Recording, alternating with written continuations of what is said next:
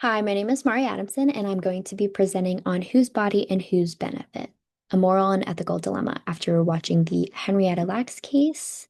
The question that I posed is who gets to make the decision if individual cells are used to make a giant contribution to humanity?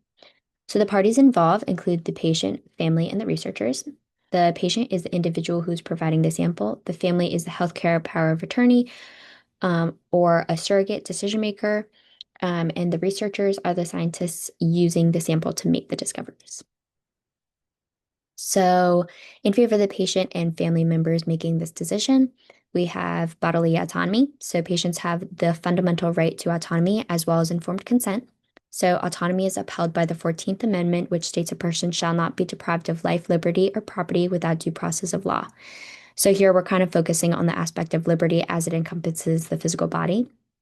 Informed consent laws exist that state a person has the right to know the full extent of their medical condition and treatment and the ability to refuse that treatment, even if it's life sustaining. So, a person here has the right to refuse or accept their sample being used. There's also nuances with this. States may limit refusal if the patient lacks capacity to make decisions, when the public health or safety is at risk, and when a person is a minor in some circumstances. So, some people could argue that if a person's sample is providing such a great impact on health, for the public, it could be considered a risk to the greater good if they didn't take the sample. Next, we have trust. Allowing the patient to make this decision benefits public health as it increases voluntary contributions from the public. More people will come forward and willingly donate if they feel they have the autonomy and respect to make such a decision. We have humanity. The patient or family will always view the individual giving the sample as human.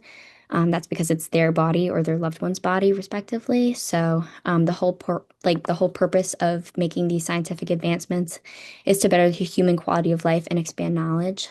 So corporations and research companies can easily view these individuals as dollar signs and strip them of their humanity.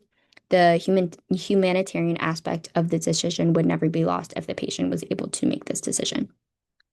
And finally, we have legacy. Allowing the patient and family to be involved in making the decision to give a sample would allow them the ability to control the narrative. Similar to the last point, the person donating has a story, and taking a sample anonymously would dilute the contribution a person is giving.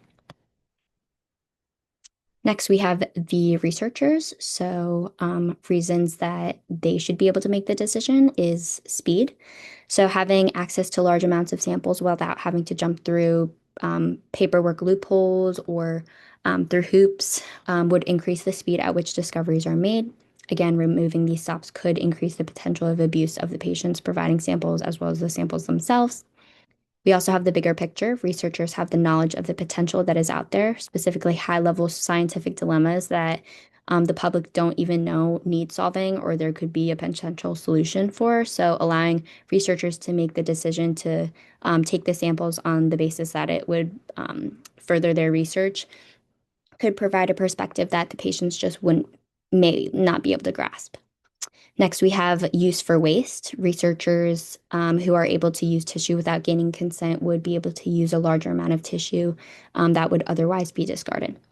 And finally, we have equity. Allowing this decision to be in the hands of a larger corporation, research company, or even the government may make the discoveries from the samples more accessible to all populations. At the end of the day, research companies are businesses and they need funds to run. So if the government provided more funding, um, they wouldn't need to make such a large profit off the product and may allow more populations to gain access to the benefits. This also, though, brings up the issue of big business. So large control means monopolizing institutions where corruption may run rampant. If the government provides all of the funding for research, the companies would then have a bias towards the current administration's interests. So, what is the answer? The answer is that there is no answer. What we do know is that there are valid arguments to both sides. There are currently laws in place to protect patient autonomy, and there are also an urgent need for continued medical research. So, the best thing we can do is just to keep asking questions, and the more we question, the more we learn.